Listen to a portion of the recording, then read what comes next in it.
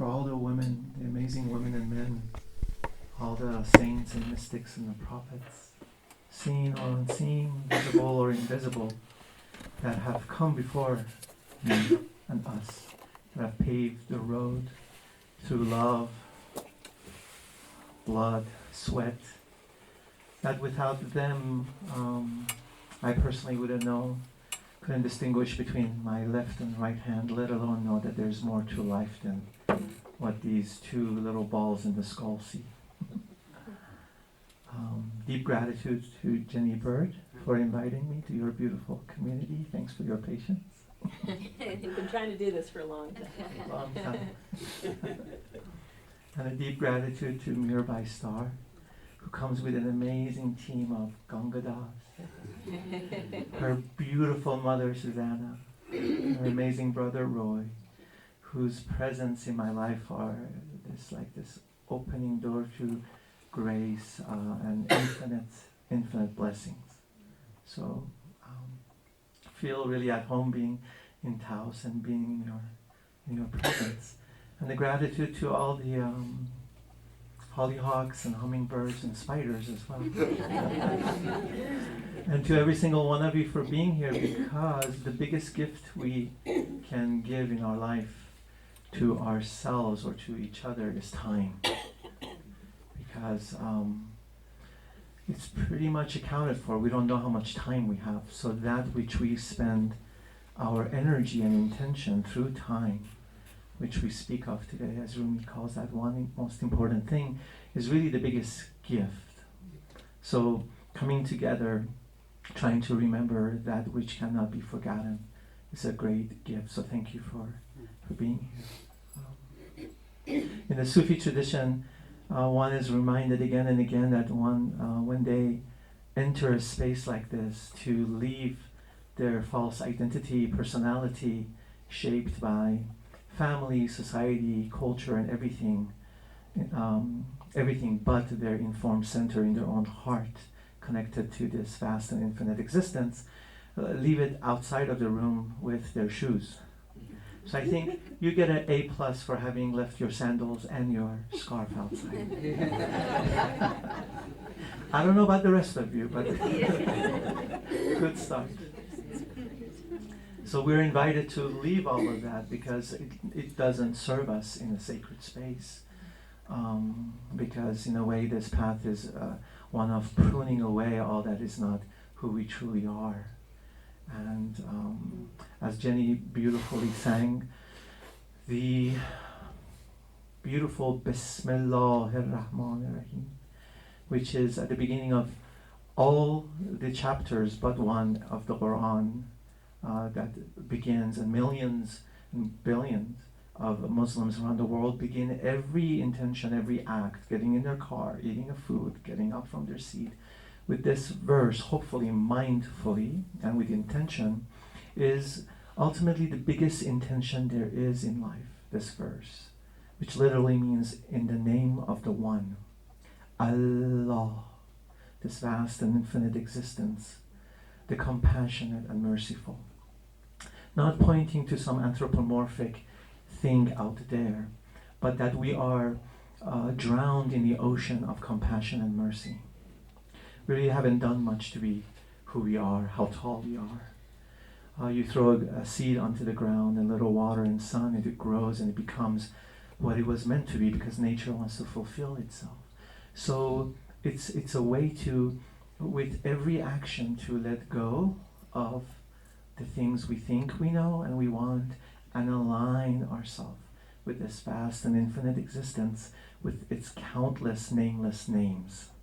Which one in this context is Allah?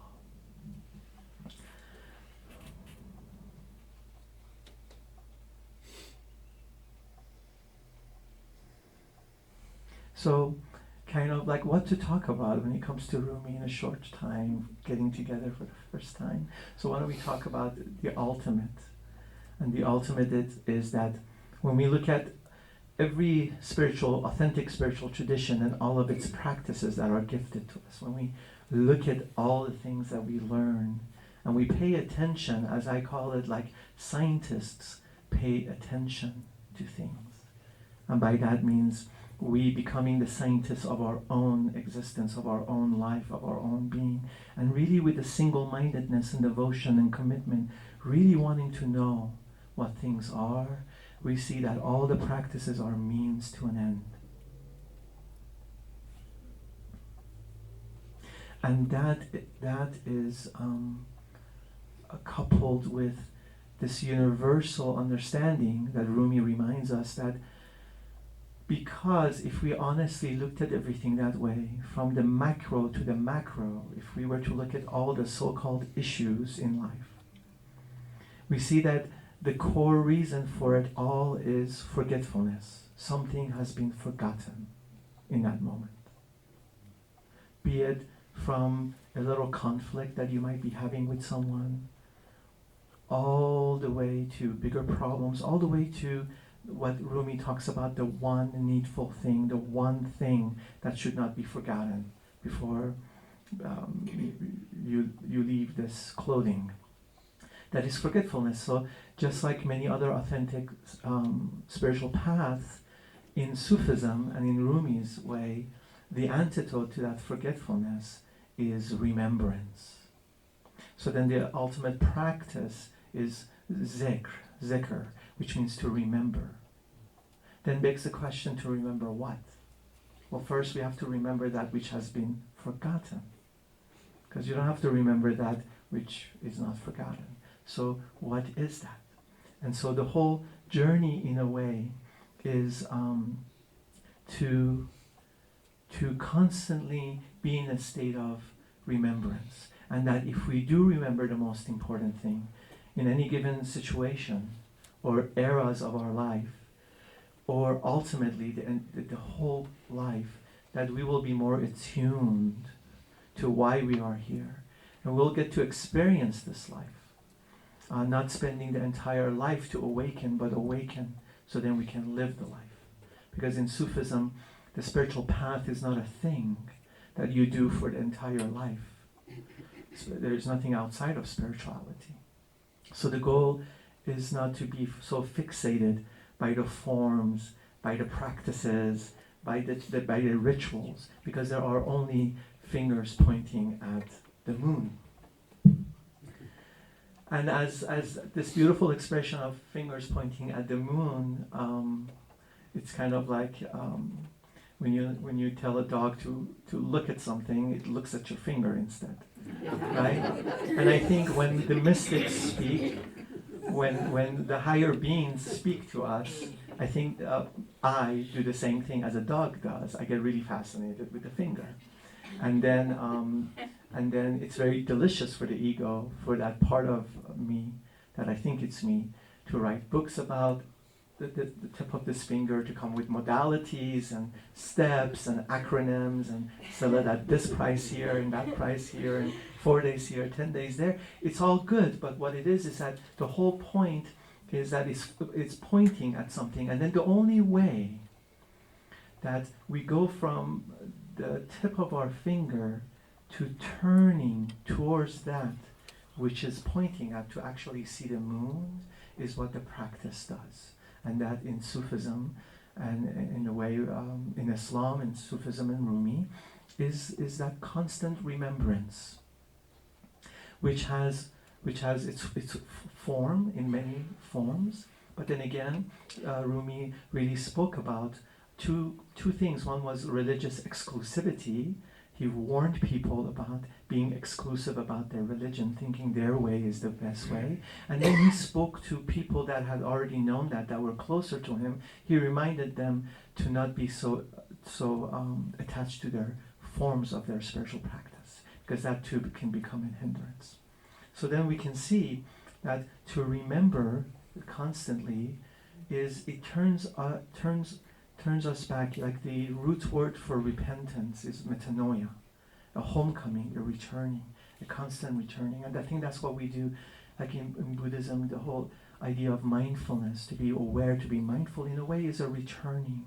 It's a constant coming home, which can, in Sufism and in Islam, they say it can happen simultaneously as you live your life amongst people. You don't need to go in any caves. You don't need to abandon society. You have to actually be amongst people. And it is possible. One eye out, one eye in. In one of his discourses, Rumi says there is this one important thing that if you remember that and forget everything else, you have one life. But then if you do everything else but that, you've lost this life. So he talks about the importance of this precious life and what it is that we're yearning and we're looking for.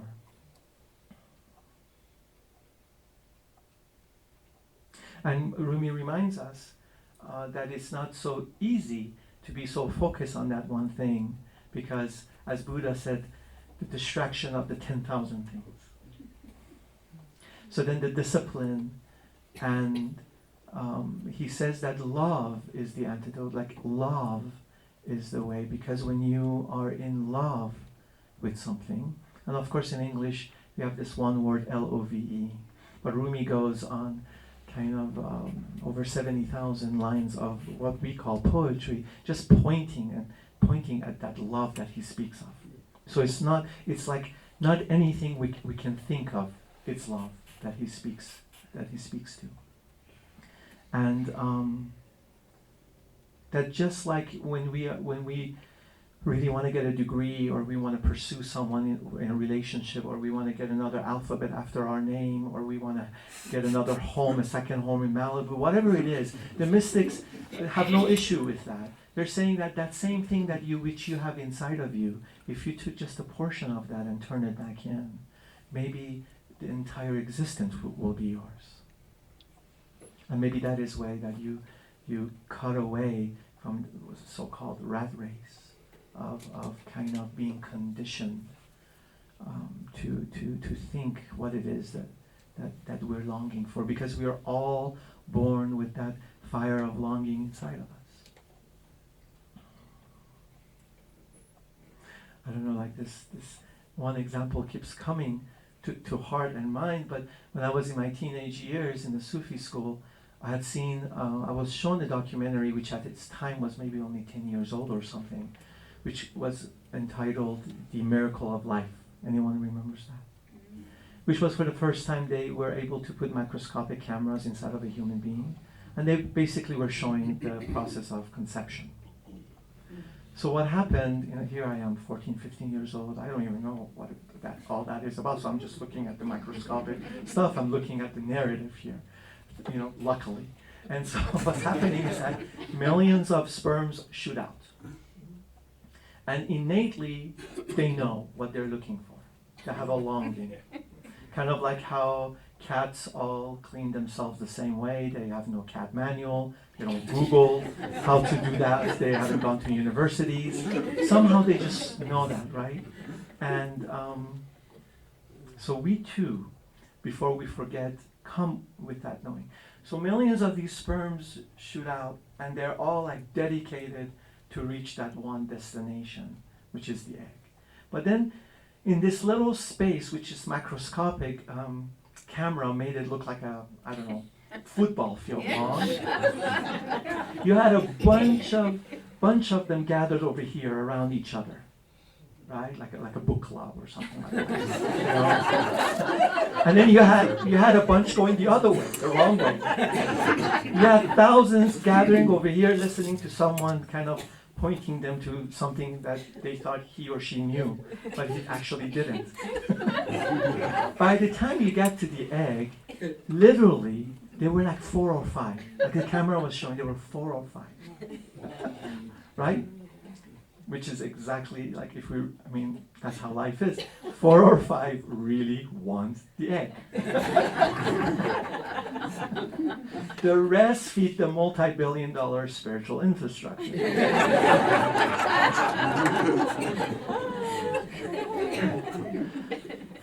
Then what do? They go around the egg in circle. Kind of like the dervishes circling around the heart. Or the Muslims going all the way to Mecca to circle a building, which was only a blueprint left by the Prophet as what you do in the one that is right beneath your nose. And then they bang themselves against the wall, like a bird in a cage wanting to get out of the cage. And then they go around and then bang again. They don't go in. They go until one of them bangs and goes in. Mm-hmm. What happens to the rest? Yeah. We don't need to say it. So not in a rigid, serious, intellectual way, but life is precious. What is it that you want? Because we don't ask that question, or we don't teach our children to ask that question. What do you love? What is the most important thing? Before it's fed to them. Because I don't know a time in my life, or in reading history, ever society had anything right for us or for our children, for that to be its teachers. So just like a seed, when you put a seed under the biggest microscope man can create, that which informs the seed to become a tree is invisible, cannot be seen.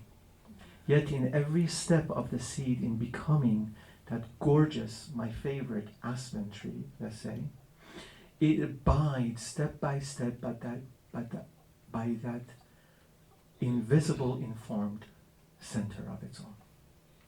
And in Sufism it is said that your informed center is in your heart, which then in itself requires like 40 years of discovering what really heart is and all of its aspects, which are only known in the actual practice of it, not the theory or the philosophy. That you can let like the feather in the middle of a windy day go whichever way the wind comes kind of a life, or you live your life where you let the informed center that you were born with, that knows exactly how to make you blossom to be who you were meant to be, that then everything else, my calling, my career, my family, is embedded in it, will inform you. You have two options, and that's the blessing and the curse of the free will that we have, that the trees don't have. And the pets don't have, the animals don't have. It's kind of like, that's why the art of discernment is so important. And like the beautiful anonymous author of The Cloud of Unknowing says, that there's this cloud of unknowing between you and your creator, the beloved God, all of its names, Allah, Ram. And but then you have to fashion a cloud of forgetting beneath you. That means momentarily to really focus on that, your heart's longing, you have to be able to intentionally forget those things that are not important, because it does require that single-mindedness. And I think all the beautiful meditations and all the concentrations and all the retreats and all the beautiful mindfulness, heartfulness practices is just to get us to do that. But if we do all of that and don't reach the purpose of that, like not seeing the moon, we can't kid ourselves that nothing has changed.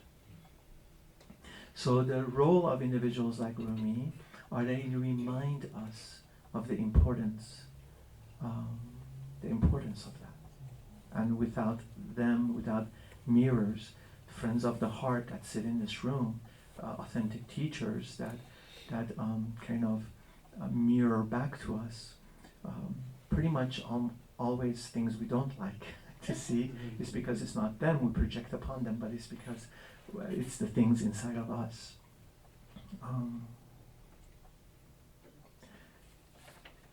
So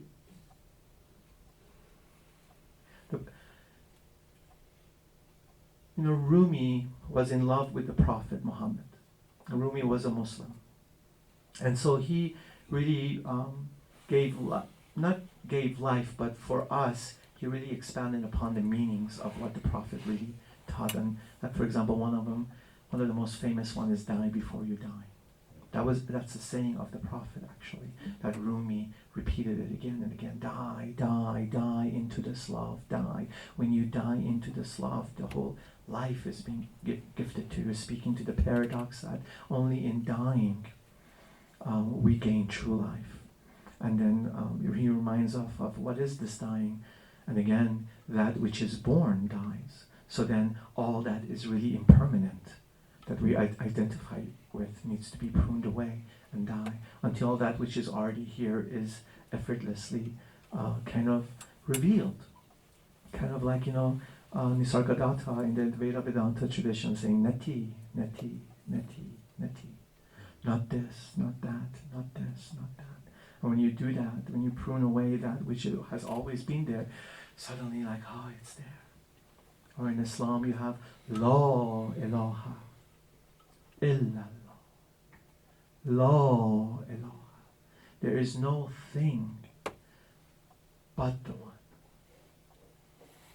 There is no thing polishing away all the false identity but the one coming home to the heart. This the biggest zikr, the biggest practice in Islam. La ilaha illallah, which is the law of the universe. The Prophet also said that there is a polish for everything, and the polish for the heart is the remembrance of the heart, the remembrance of the one, the remembrance of your true essence. So we have a very short time together. I just want to say that the reason I carry these heavy books is just to show you, like just physically, because you've been exposed to Rumi, different editions, different translations, and it's mainly from scholars. And I wanted to say this at the beginning. Thank you very much for the introduction. My biggest prayer is to never be a scholar of anything, let alone Rumi. God forbid. Let's all bite our tongues. But it's usually from the Judeo-Christian lens, and it's from the outside looking in. But I wanted you just physically look at how much he's written. This is a man that for 37 years of his life, he did not write a line of poetry. He read poetry because he lived in a culture and a religion that poetry was in a language and a means of transmission. But then when he encountered his teacher, and then by the disappearance of his teacher, and if we were to use cross-religious and faith language, which I'm not the biggest fan of, because one thing that it could do is it doesn't really allow the one to truly understand what was being said. It brings too many lenses and colors it quickly. I think we have to see something first before we do that, because there's a lot of contexts in spiritualities and cultures that need to be understood, that help us to understand things that we are studying. That when his guru came and his guru disappeared, he found the Satguru inside, the true beloved inside. And it was then that he poured out all of this, what we call poetry. In the East, we call them sacred verses, because he wasn't a poet in a traditional sense, to sit and kind of like think and compose poetry. The majority, if not all, but maybe only 18 verses were really where he recited in the states of ecstasy, and his son and his close students jot them down. I just want you to think about that, because in this Western mentality of, no pain, no gain, Nike, just do it, perfection makes all of that, which they all have truths. Every cliche, every stereotype has a truth. But then the redundancy of it makes it mindless and makes it a cliche.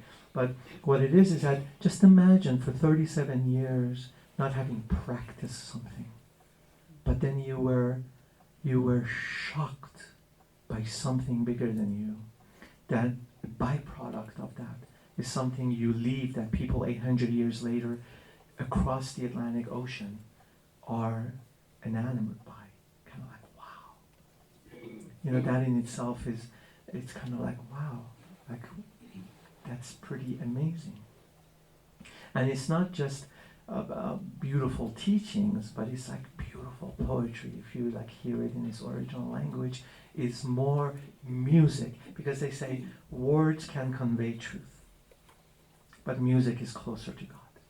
So his poetry is very music. It's like hearing music. It's like hearing honey.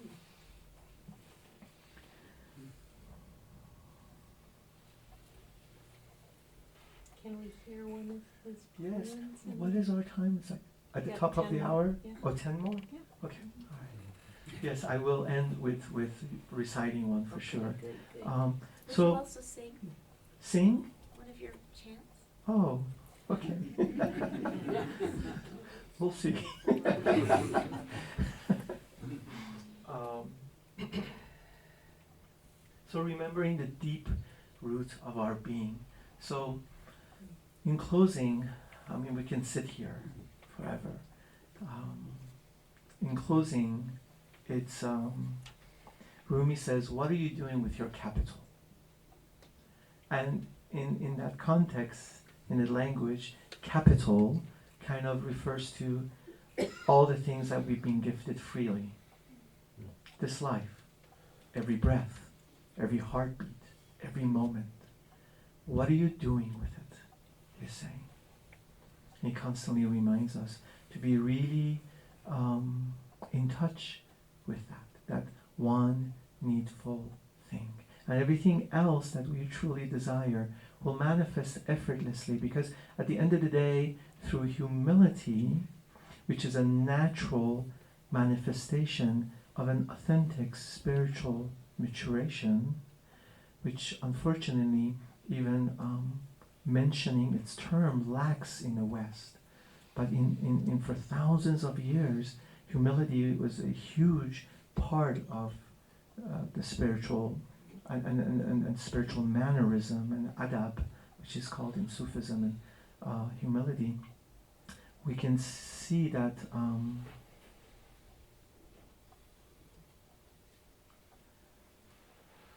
the most important thing that with humility we can see that ultimately we're not the doers. We're not the doers. We just have to get out of the way.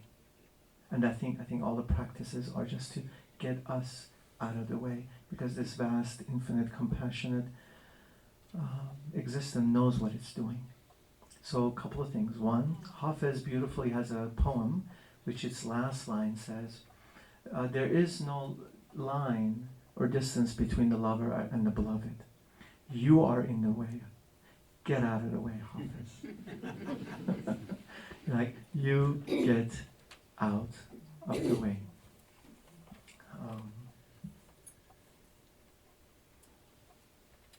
So, in the core of Islam, they say why, and the answer to like why this is that God wanted to manifest itself and see itself. He was alone, so then he created creation.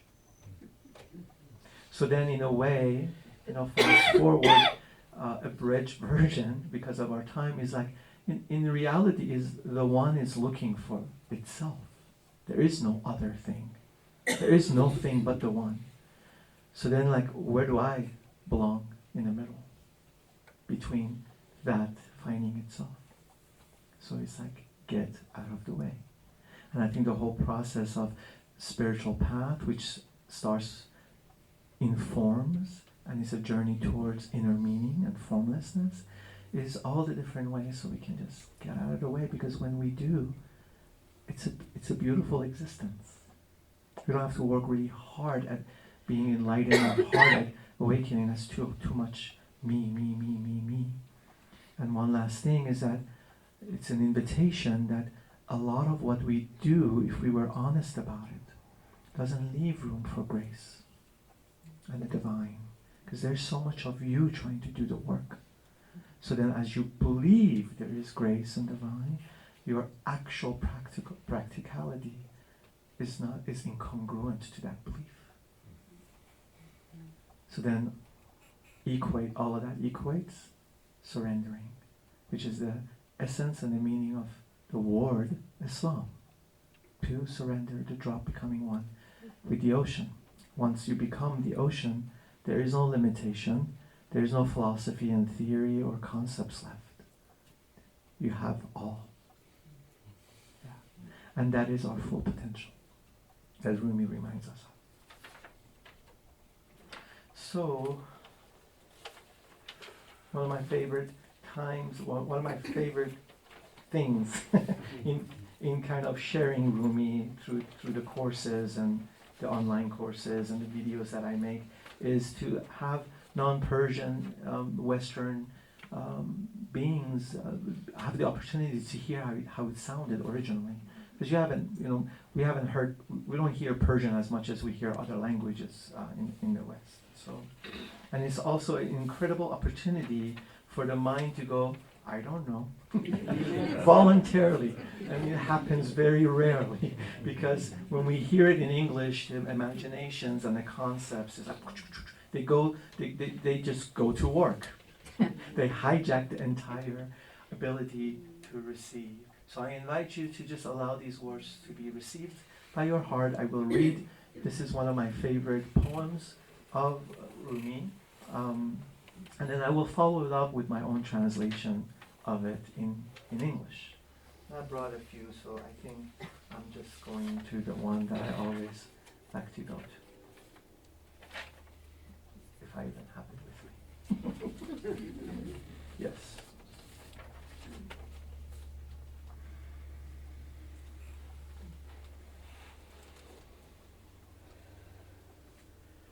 ای هوس‌های دلم باری بیا روی نما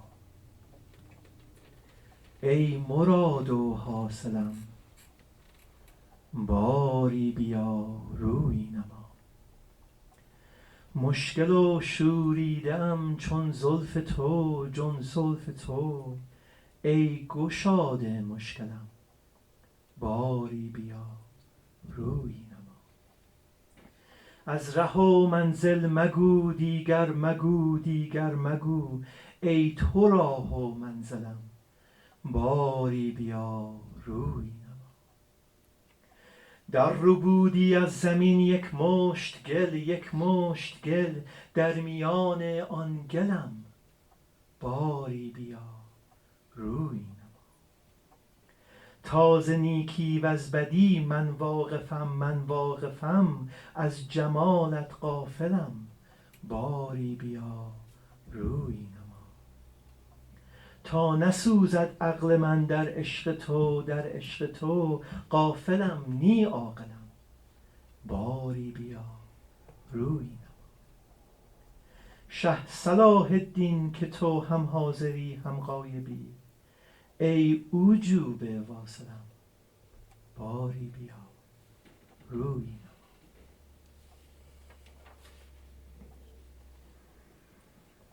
Oh, my heart's deepest desire, come, glance my way, reveal your divine countenance.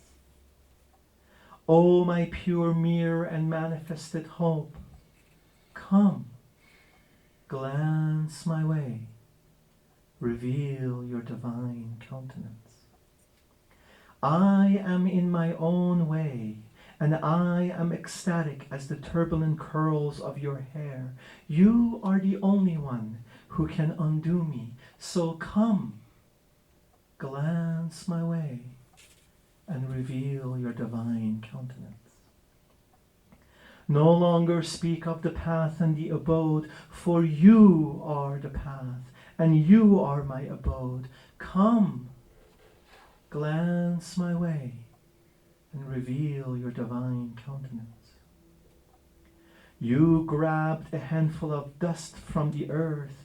I am amongst the dust, caught in your holy hand. Oh, come, glance my way, and reveal your divine countenance. As long as I occupy myself with the delusion of knowing right from wrong, I deny my true essence. I deny myself the true essence of your divine countenance. Come, glance my way, reveal your divine countenance.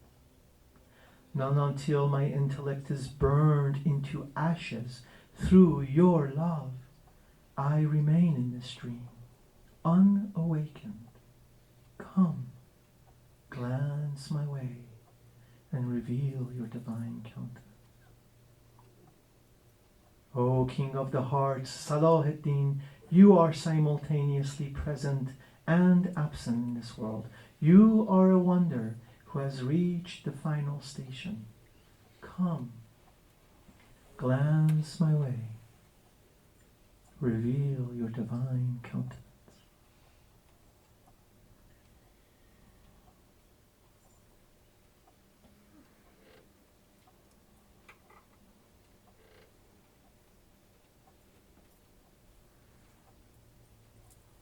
May we always remember that which needs to be remembered.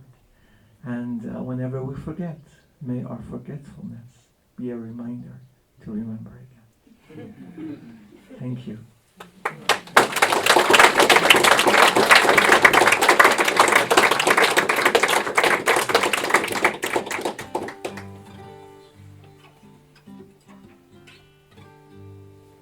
So I took a couple Rumi songs because poetry always does feel like music to me, so that's what happens.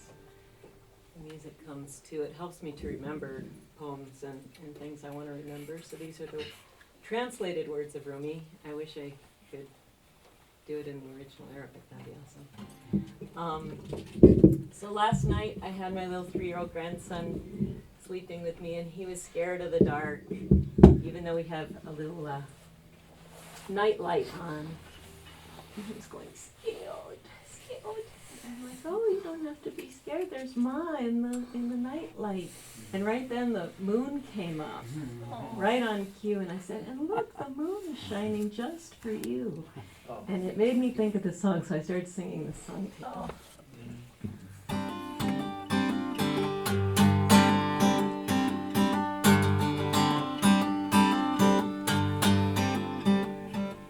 There is a kiss we want with our whole life. We want spirit and body. Moon, press against my face. Breathe into me. Close the language door and open the love window. Open the love window. Open the love window. Close the language door. Open the love window. The moon won't use the door, only the window.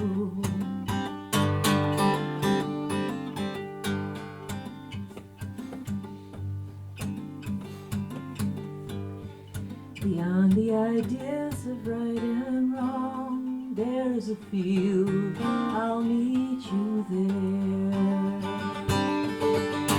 Song lies down in the grass, the world's too full to talk about. Even the words each other makes no sound. Beyond the ideas of right and wrong, there is a field